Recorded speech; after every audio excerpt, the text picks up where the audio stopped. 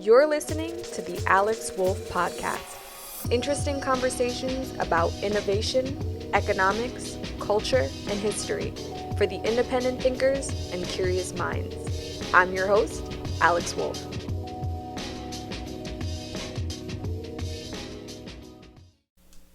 Hi, thank you for joining me for this episode of the Alex Wolf Podcast. And today we are going to be talking about civilization. I know civilization kind of sounds like a big topic, but in my opinion, it isn't, in the sense that civilization is something we think about pretty much all day long, whether it be through thinking about our job, thinking about our family, thinking about technology. All of these things are correlated to civilization, but we don't think of it in that way because we're so immersed in it, we're so zoomed in. So this episode is about zooming out and seeing the correlation between civilization and tech philosophy specifically, because I feel like it's important to draw these two together because they're really one. And I'll be explaining how civilization comes to be through the philosophy of whatever human beings are around and what they believe needs to be invented in order to have a harmonious civilization. So I want to start by talking about Alan Watts's explanation of civilization and its connection to the cross. Now, this is not an evangelist sort of conversation. I'm just going to be talking about the theology of how Alan Watts sees the correlation between the cross and society, and what the cross symbolizes according to him, which is just one person.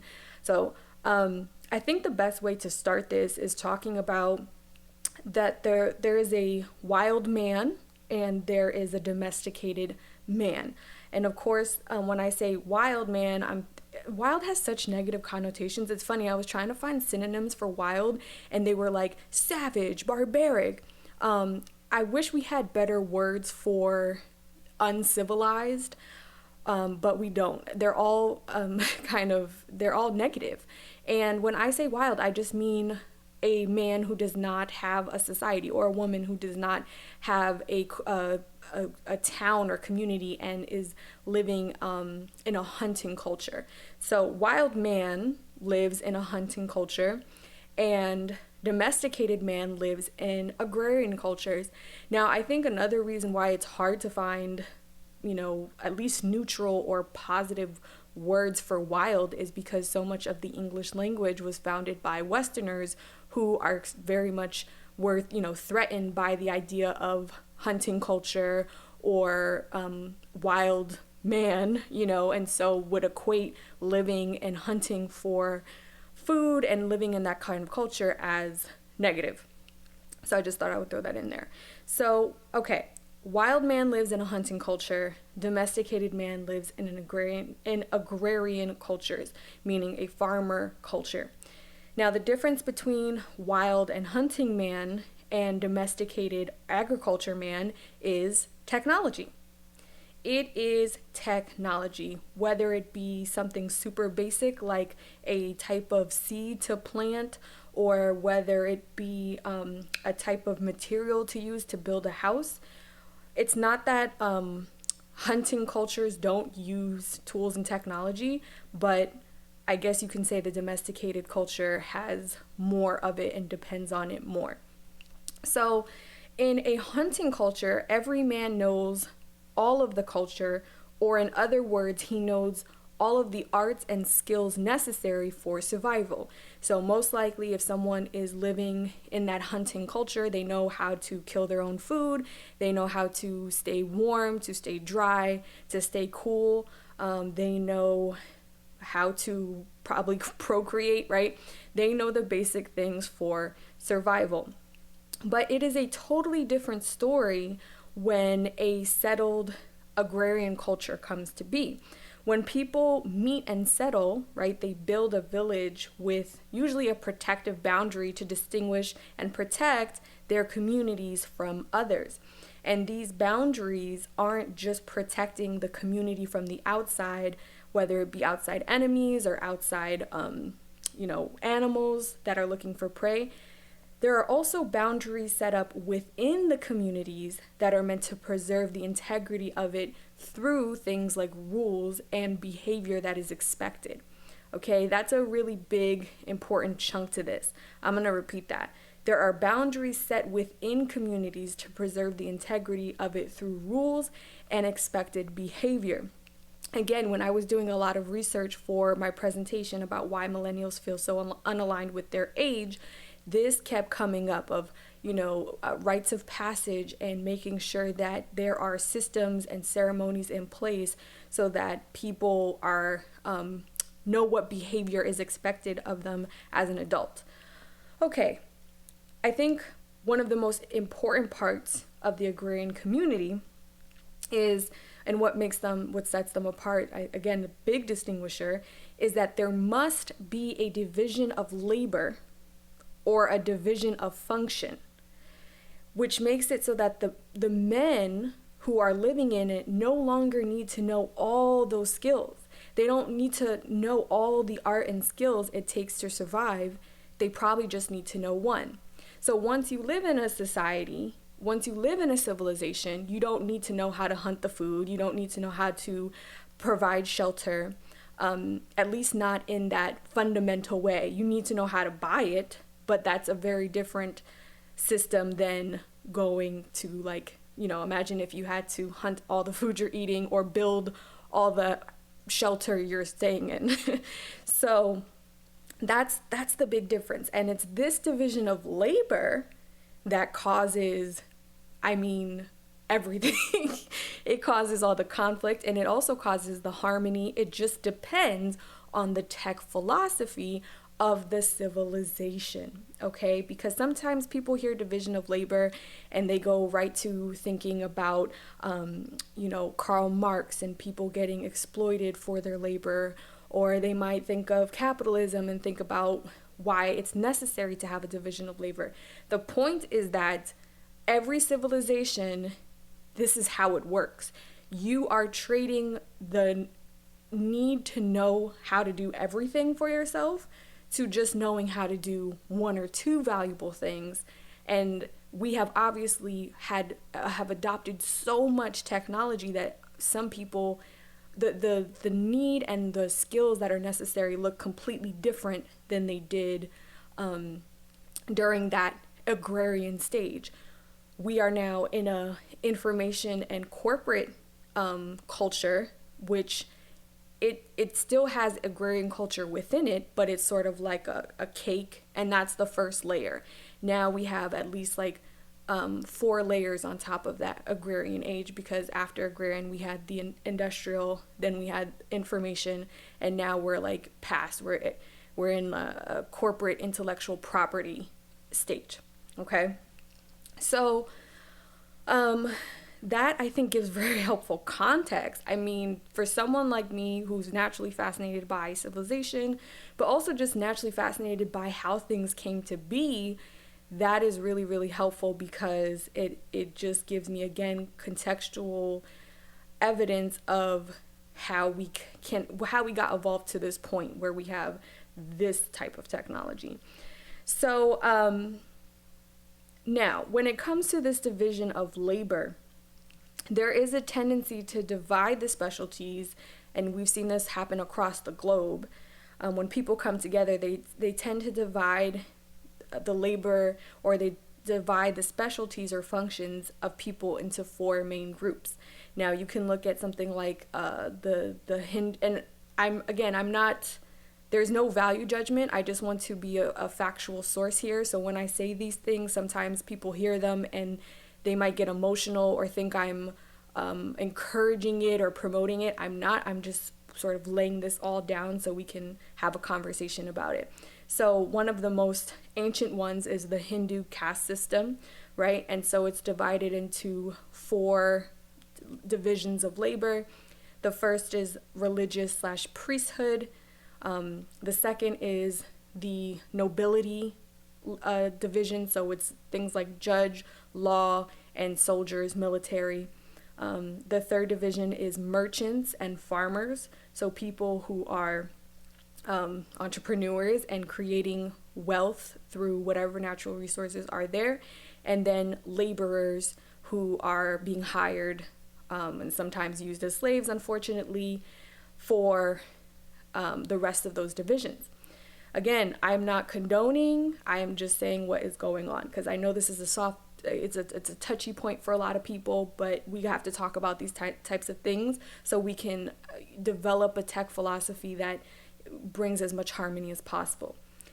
All right, now I bring up the Hindu caste system because it's very similar to the medieval Western Christian society under the feudal system.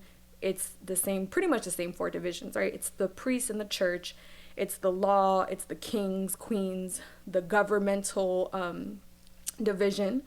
And then again, we have the merchants and the people in agriculture, and then we have the serfs / the slaves. I'm anti-slavery. I think this is messed up. But this is for a long time, and unfortunately today in many areas of the world, how labor is divided. Now, back to the hunting culture. So what I thought was so profound that Alan Watts made this correlation to, and again, just to give you some context, Alan Watts was a philosopher who was fascinated by Eastern philosophy, both Buddhism, Zen, Hinduism, and help interpret a lot of it to the Western culture. And he saw this deep correlation that really was profound and changed my life between the cross and civilization. And so the hunting man, or the hunting cultured man, he finds that if he is in a society, and when we think the hunting culture, you might have a vision of like a caveman who looks like Tarzan, but I think that the hunting culture man can also be a mentality of the outsider, period. The person who does not want to be in any system, who does not want to be in any of these divisions. And I see a lot of correlation with the artists, and I'm saying that with love. Again, I feel like people they have like strong emotions about all of this, but the mentality of like, why do I have to fall into one of these four? That's a question that a hunting culture person would say, and also just an outsider, a rebel, an artist, someone who doesn't want to sacrifice a part of themselves to be in this. So Alan Watts was saying that the hunting culture man, also when you are hunting, when you are that type of, I hate this because it sounds like a negative thing, but again, there's so limited words. I guess natural man, but we're all natural in my mind. But anyway, my point is that natural man plays all those roles. He or she is usually providing their own spiritual experience. So you think of the shaman. The shaman he's not going to a church. He's maybe meditating on a mountain and building his own spirituality through his own experience by living that type of lifestyle. He's also governing himself or herself or whoever they're around, like in small groups, because humans always have traveled in small groups. They're also their own farmers and merchants, in the sense that as far as how wealth is getting traded and found, it's from them hunting, right? That's the main difference, is like they're getting their own food. They're figuring out what trees sprout, what fruit at what season, and they have to know that. And they're also their own laborers, right? They're building their own shelter. They're doing all the work.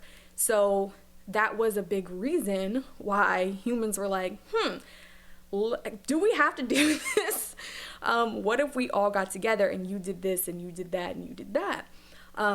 So I say all that to say that, again, Watts talked about how the hunting man being in this position where he has to decide pretty much to sacrifice a part of himself for the common welfare. And Watts says that this can be called a kind of crucifixion or crucifixion of man, and saw this correlation between the cross being a symbol of this division of labor in a society. And so again, I'm not trying to, have a value judgment on religious beliefs. I think whatever religion you know are down with is cool. It's not, you know, one of those types of things. But for me, this was an eye opener, because symbols and things like that, I started to look at the cross as like, wow, this is a symbol of civilization. At least that's what it is for me. I understand it's different for everybody. I don't want to offend anybody, clearly. I'm like scared. I'm not really scared, but I want to be respectful, you know, because this is something that's very fascinating, and I wanted to talk about it, and I just want to be very respectful and careful about it. So that was really cool. And I guess moving on from that, what I'm saying is that through invention and manipulation of natural resources, we were able to divide the labor it takes to live and settle in one place rather than roam around. So it's technology. Again, if you've heard me talk, you know when I say tech, I am not talking about the new iPhone. I'm talking about the shovels that we, you know, made so that we can plant seeds. I'm talking about the actual seeds that we manipulated so that we would grow fruit with better, that were juicier, that had more fruit to them. And that was absolutely a part of farming. I mean, you can see when the Native Americans and some of the also in Mexican communities, they started to grow corn. They had to learn how to make the corn edible because it was really seedy. Also, the technology it takes to farm rice is very complicated, and it was part of why the African slave trade was so profitable, unfortunately, because the skill it took to plant rice was very scarce, and a lot of people in Africa knew how to plant the rice correctly, because there's a lot of risk if you don't know how to plant something properly. You can ruin land, people starve.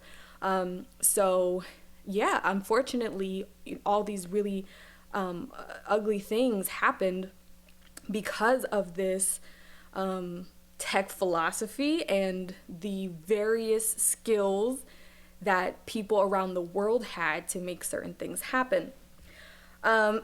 So I think that's a good foundation to lay down what I want to talk about next, which is that the philosophy upon which is the philosophy that is believed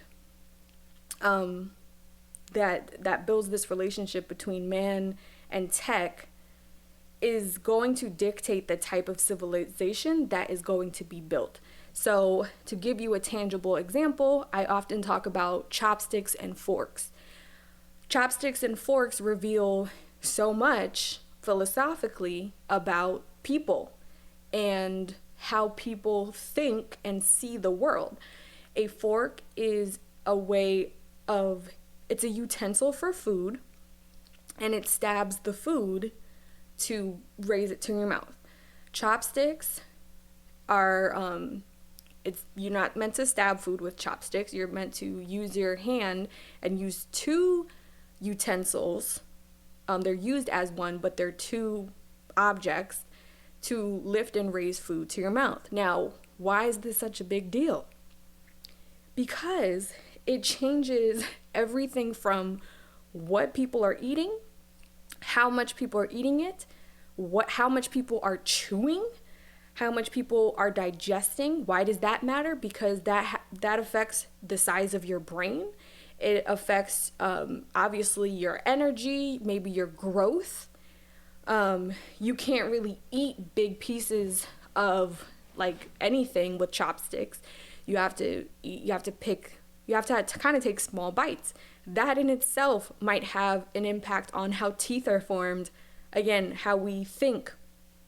And so why that's so important is because if you look around, you can see how people think. You know, one of my favorite examples is headphones. My headphones, I'm talking about headphones you put over your head, not earbuds. They always get stuck in my hair. And some more than others, but I'm always like, men. I love men, but I'm like, oh, this was tested and used by men, because not that guys don't have long hair, but I'm like, this would have come up. Like if we were trying to design some really cool headphones that went over your head, then we would make sure that your hair wouldn't get caught, because it hurts. And I don't want every time I take off my headphones for it to be a painful experience. That is called user design. That is called user experience. And when you're talking about tech, that's the most, in my opinion, the crucial part is like, what is the experience someone is going to have with this piece of technology? Another example is when I go to a restaurant and there's no place to put my purse. I've been to restaurants and you can only put there's a stool or there's a chair, but the chair doesn't have the right fastening for a purse. And I know many women don't like putting their purses on the floor. So things like that, and it's not a crime. I'm not boo-hooing about it. Like, I can handle it, but I'm saying this as an example of how when you have this perspective, you look around and you're like, I know who built this. And I see that with good design too. I love the idea of the rocking chair, right? I think they said that Ben Franklin invented the rocking chair. I'm sorry, I've read too much about inventors. I'm like, no, I refuse to believe that. I'm sorry, I just do. Maybe he did, but I'm gonna guess it was a mother in a chair who was trying to soothe a child to go to sleep and probably was like, damn, this would be great if this rocked. Okay, so I wouldn't have to rock. There's very compassionate designs in things that almost make me want to cry. I talked about in one of my presentations, this man, I was on the promenade in Brooklyn, and this older gentleman was by himself, and he had one of those walkers, and he just had that look of like he was in his last season of life, and he just was soaking in this view, and I feel like he probably was like lived in the area and would go to that place often. And I just was looking at the wheels crying like the fucking weirdo I am, because I'm like, wow, like someone thought about the fragility of being that age and wanting to be mobile and what these wheels are allowing this man to do right now. So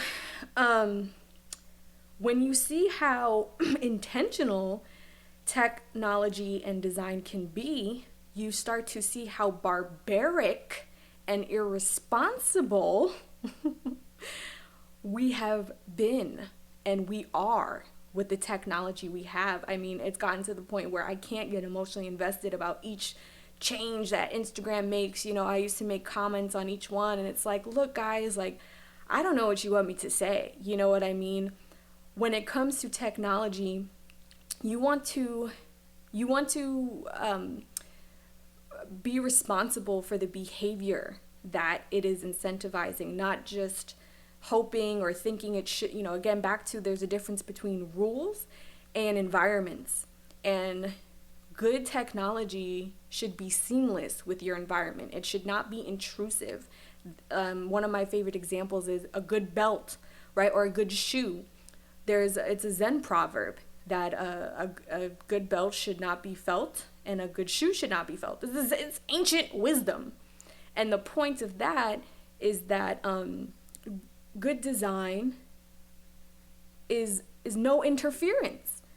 It doesn't feel, when you think about the phone or the computer, the iPhone or whatever, smartphone, it's a very intrusive type of tech. It comes with buzzes and notifications and a big black hole with a scroll that never finishes. All in the name to sell advertisements. They put the shopping button on. Yeah, guys, it's a mall. I've been saying this for years. It's meant for shopping. It's not meant for socializing. Technology meant for socializing wouldn't be ruining relationships. It wouldn't be ruining the fabric of politics and society. It would be helping people communicate.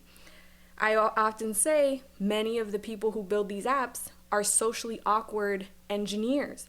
I love engineers, but it's not it's not a secret that many of them have gravitated towards computers and computer engineering because they feel more comfortable interacting through screens than in person. Well, if that's the case, then why should we trust communication apps and software built by people who have a hard time communicating, or people who are 19, which that's what how old Zuckerberg was. So it's not to shame anyone. It's really to give us a sense of enlightenment and responsibility over what technology is and who is qualified to contribute to it. All right. So I want to tell you about a perfect segue into Plato's Phaedrus. There's a story about King Thamus, who was the king of a great city in Upper Egypt. And the story goes that Thamus entertained the god of Thoth. I hope I'm saying that right. And Thoth was the god of invention. He invented numbers, calculation, geometry, astronomy, and writing. And so Thoth would show off his inventions to the king, King Thamus. And, he would obviously be very exhilarated and excited and say, hey, King Thamus, these should be widely known and used by all of Egypt and the surrounding areas. And so King Thamus would ask about the use of each of these inventions. And as Thoth would go through them, the king would express either his approval or disapproval. And when it came to writing, Thoth wanted to make sure he made a really good case to the king because he felt so good about writing. He was like, wow, writing is really going to change the world. I really got to impress the king with this one. So he said, here is an accomplishment, my lord, that will improve both the wisdom and memory of the Egyptians. And he just was smiling, and he knew the king should be really, really impressed. But the king said, Thoth, my god of inventions, the discoverer of an art is not the best judge of the good or harm which will accrue to those who practice it. He said, sure, you've benefited from writing, right? I see you thriving and your peers thriving, but it doesn't mean that that is what expresses its real function. He says, those who will acquire writing will lose their memory and they'll become forgetful. They're going to start relying on writing to bring things to their remembrance by external signs instead of internal resources. And he says, what you've discovered is a receipt of recollection, not for memory. So before I move on to that, in that story, this is a story that Neil Postman opens up with in his book Technopoly. And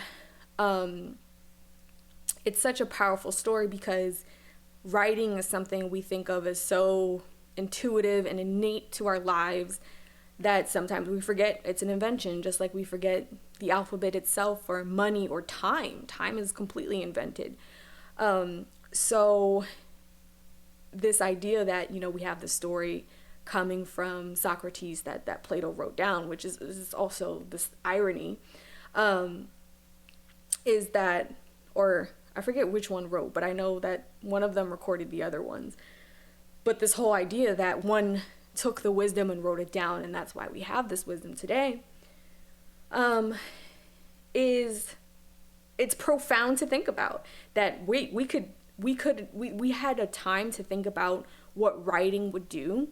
And Postman makes a note of how King Thamus was only focusing on the negatives and obviously didn't focus on all the good that writing brings, but he makes a point that that's something that's very common, usually in the other direction, meaning that we are very one-sided about what we think tech can do, and it's never been a one-sided thing. Technology is very alive. It breathes, again, our philosophy. It is an expression, it is a fruit, a flower of what we think should exist. Literally. Someone's like, okay, I think a doorknob should look like this. Someone is also like, well, actually, when you make the doorknob long, it's a little easier to open. Someone's like, well, when the doorknob's long, my belt loop gets caught in it, so we want to make it look like this. And so it is through this ongoing relationship between human minds and natural resources and materials, whether they be metal, glass, clay, dirt. We are building on this civilization. And you look around and you're like, wow, we act like we have unlimited resources, and we don't. So anyway, I loved when I read this for the first time. I was like, wow, it made me start to, have critical thought about a lot of the inventions I use every day, whether they be as innate as writing or as modern as an iPhone case or whatever. I do warn you that after this, you're probably going to be thinking about it everywhere. But what's great is that you have a different sense of your environment and what makes it seamless and what makes it a place that will encourage behavior that you want to act. I do believe life is short. I do believe that, whatever you're doing today should be something you're okay with if life is short. So that's why I'm such a snob when it comes to design and beauty. I want to do a whole episode on beauty and how much it's been even more prioritized in my life. When I say beauty, I just mean beautiful things around me, and I guess beautiful feelings as well. Beauty, just because American culture ironically does not prioritize beauty. So the point is that what a good story to hear an authority of a civilization, someone who's supposed to be in charge of making quote unquote good decisions for all, which is very hard to do because, again, things backfire and you can't always predict the unintended consequences of writing. But with that being said, it doesn't mean you shouldn't have any type of ethical analysis, which is what I'm hoping my work will bring. Is like, every tech is going to have a good and bad, but do we have a procedure for ethical analysis on whether the technology is worth whatever potential bad we've calculated it will bring? So,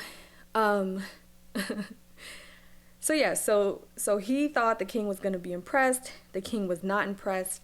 The king continued on and said, as for wisdom, because remember, Thuth said this would be good for memory and wisdom.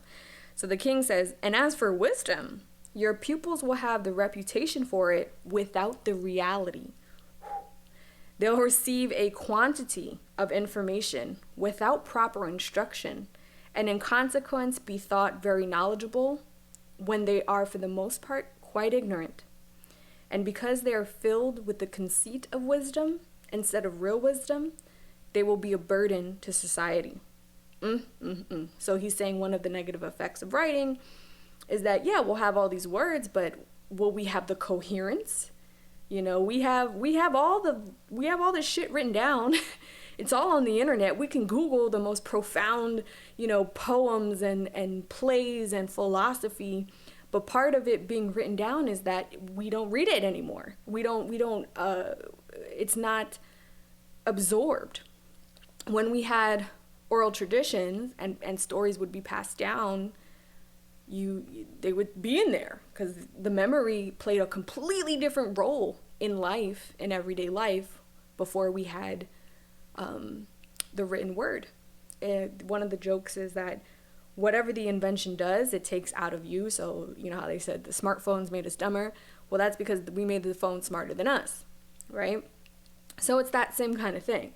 I don't necessarily 100% agree with the king. I just love pulling these threads apart and having these conversations because we live in such a blind technophiliac culture. We love tech. We think always yes, always going to be positive. And we very rarely have these conversations of like, well, what will it take away? Technology always takes away something. And whatever it will be taking away, will it be worth it? With Attention for Sale, my documentary, I'm like, life is made up of time, right? So if my consciousness, my eyeballs are being manipulated to pretty much everywhere I look to go into some type of entertainment, like a lot of the times against my will, because I'm being provided the entertainment without a paywall. I kind of got sucked into it like the rest of us. That's why we're on Instagram and we're like, why is there a mall here? Right? That was the whole ethical question of like, I think capitalism is cool. I think advertisements are cool, but you got to be careful at what cost and what technology are we using to serve the ads. What is the point of the ads if you don't have a society to buy the shit in the ads in? What is the point of me having a new item if my life is shit because, JoJo has an Instagram addiction and, Sally's over here in depression because of what she's seeing on social media, and George is depressed about politics. Suicide's going up. I'm sure you've heard those stats. Suicide's going up, depression's going up, direct correlation to barbaric, irresponsible technology. Particularly technology that is manipulating the inability to look away. As human beings, our eyes will naturally gravitate towards movement. Right now, if you're in a room, your brain will ignore everything that is stagnant, and whatever is moving, which is typically a screen. Your bed's not moving as fast as the screen. The door is not moving as fast as the screen. The screen is moving as fast as the screen. The screen is a very artificial, it's an artificial invention of movement. So, they're not thinking about all this shit when they're inventing it. They're like, I don't know, we got 1 million people on here. Please give us some seed money and we'll make you rich. That was the conversation. Oh, well, we grew to 5 million. Yeah, we're in Harvard. Yeah, we're kids. Isn't this amazing? Isn't this so, impactful? Isn't this so, we just think it's great. We love big numbers. We are so unintimidated by huge numbers. Instead of seeing them as potential threats or burdens, it's like, well, let's just get as many possible people on here. And so now you have something like Facebook, which has 2.9 billion or something like that, and it is a disaster. He's now responsible for governmenting digitally, and that's, I think, just the Facebook part of the portfolio. I'm not even sure if that includes Instagram and WhatsApp. But the point is just like, oof, damn, where was King Famous then? And they were around, but like I said, they're all academics and people ignore them. Neil Postman said it. Neil Postman has books, but again, that's the big threat, is that we know, like, the material's there, the studies have been done, the research has been made, but they've been made by broccoli people, so what do you do now? The only thing that's going to truly penetrate is a show like Black Mirror or, what was the other one? The Social Dilemma, right? And then what's so ironic is that all those come out too late. Black Mirror is a documentary. It's not about the future. You know what I mean? That's why I couldn't watch it. I'm like, oh, this has us under the false impression that this is going to happen. This is happening. So, it's just kind of a funny situation. But anyway, so the king is like, look, it's not going to be a memory thing. It's not going to be a wisdom thing. And I think it's a beautiful story. And it really just comes down to, what do you think technology should do? What should it do? Most of us think that it should improve or create convenience at any cost. But I think that most of us don't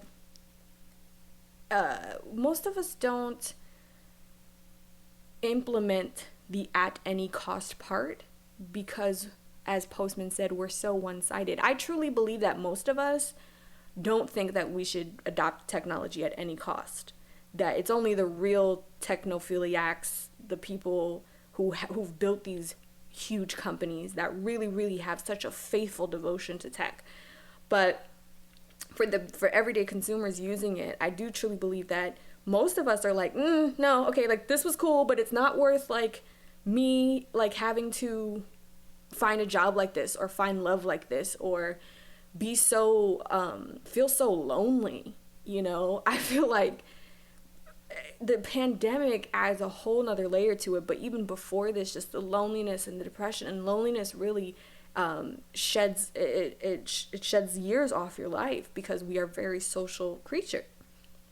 So when I was going through my real, like, you know, matrix phase, I was just thinking about how much we've turned into a culture of like iPhone cubicles, and like we're all aspiring to get our own iPhone cubicle. We don't see it that way, but it's like, okay, where can I just sit with my iPhone and, you know, that's it, that's the point. And I press a button and it gets me food, and I press a button and it gets me you know, allegedly love, or, you know, these human needs.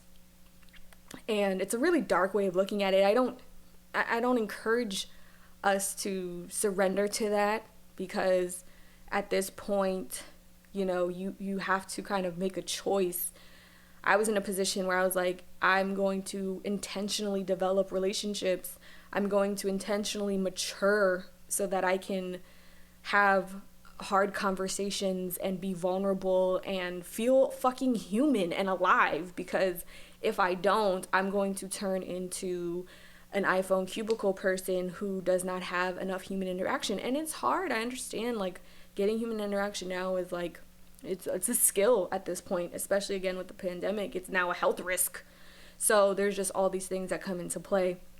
But, you know, again, I think the main question for this, and for the reason why I wanted to talk about civilization, is that civilization is the answer, the nature of whatever society or civilization you're in. It's the answer to, what do you think technology should do? And right now, this is our answer. The next question is, do we like this? You know, should it just be a matter of convenience, or are there other costs and consequences to consider? And how can we, you know, I think some people think that, okay, well, Alex, when should tech have stopped? When should we have stopped? I don't think it should have stopped at a certain time, because I look at it kind of as a garden, and gardens, you know, there's certain things that bloom in one time in the spring, and then there's certain things that ripen in the fall. And when it comes to life, and especially with innovation, because innovation begets itself. So whatever you invent, there's going to be an invention that wouldn't have been in existence without the prior. The point I'm making is that I don't think there's an era in which, oh, well, that's when everything was great, because there was never an era where everything was great. You know, again, it's like, well, what do you want to do? You want to go back to a hunting culture? No thanks. Like, Jesus Christ, I can hardly, you know, I can hardly, like, cut my own meat in my house, let alone, you know what I mean? In the sense of just, like, I can't imagine. Like, when we talk about domestication, you just look at, like, dogs, right? Like, I am a poodle in the spectrum of, like, a wild wolf. And I'm Alex Wolf, right? It's like, no. So it's like, there are certain, again, my metric has always been meaning. Does this make my life worth living? If it's taking something in my life that's making it not worth living, then that's the measure. Because again, the reason why I came up with that measure, at first I was like, oh, technology should make our life better. Way too simplistic. One man's better is another man's worse. Better is how everyone else sees it. Sometimes better will backfire, because the analogy I gave in the presentation is the golf association gets all these patents each year of people inventing little, you know, tools and stuff that they can use in the game. And the golf association has to turn it down because it makes the game too easy to play. Back to that yin yang podcast that I did, and the importance of the friction between the black and white and the yin and yang. If the golf association takes these little tools and things that make the golf game too easy, then the whole golf industry is gone. And not even just the industry, just the enjoyment. The players don't want to play.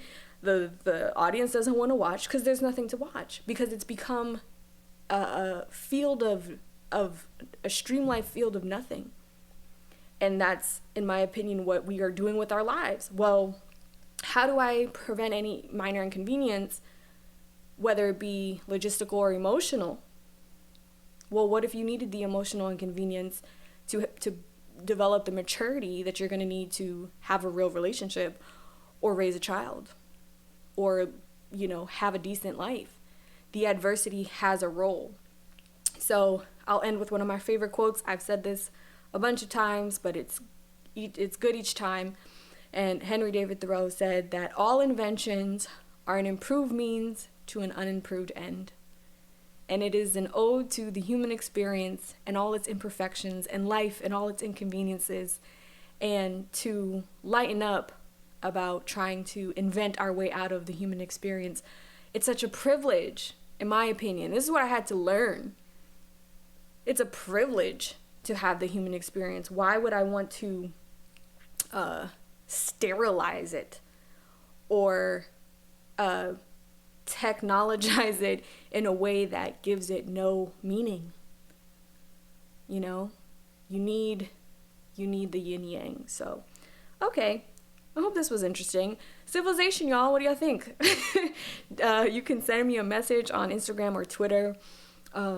It's funny, I have a cross necklace, and to me it is now my adoration for the human experience, especially living as a human in a civilization, and one is this complicated to navigate.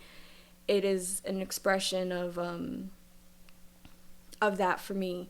And it's not necessarily like, oh my God, it's so perfect. It's really just like a humility of where we are, and how kind of like miraculous and weird it is. Miraculous, not necessarily in a good way, but just like, holy shit. So you mean to tell me we've just been inventing things to the point that I'm here with this fucking like laptop with, this weird liquid in it that makes the screen glow up? I'm constantly thinking about that. And I know a lot of my audiences too, so that I'm hoping that these conversations are therapeutic and gives us an appreciation for the materials in life, and obviously technology, but even deeper than technology, the materials that everything is made of. Like, I'm always like, where did this plastic come from? Like, oh my God. And a lot of it you'll see is like mostly waste. But man, it makes you appreciate things like cotton and wool and beautiful textures and aromas and spices. I mean, I'll have another episode about the wars that were started over spices. Okay, you want to talk about the human experience, your food, having the ability to put, whether it be turmeric or paprika or salt, right? People went to war so that they can have flavored food. And in one way I'm saying, appreciate food, but in another way I'm saying, like, this that we live in is a result of centuries of trade and bloodshed and all this crazy history. And I'm not condoning it. I'm just saying, like, again, it's just nice to know the contextual history of how the fuck me and you got here. All right, I'm gonna end on that note. Have a great week. And yes, tweet me, say hi on Instagram, let me know your thoughts. I always feel so good. I'm a content creator, y'all. You know how it is. I just love to know that the content is valuable and useful. And you've been saying that it's been, refreshing and a good addition to your day. So that makes me happy. That is what I'm here to do. So have a great rest of your week. And yeah, see you on the interwebs. Thank you for listening to the Alex Wolf Podcast. If you enjoyed this episode, please leave a review. And if you aren't already, make sure you're subscribed to this podcast on Apple, Spotify, or wherever you listen to your podcasts. For more resources on innovation, economics, and culture, visit alexwolf.co/newsletter and sign up for my email list. Thanks.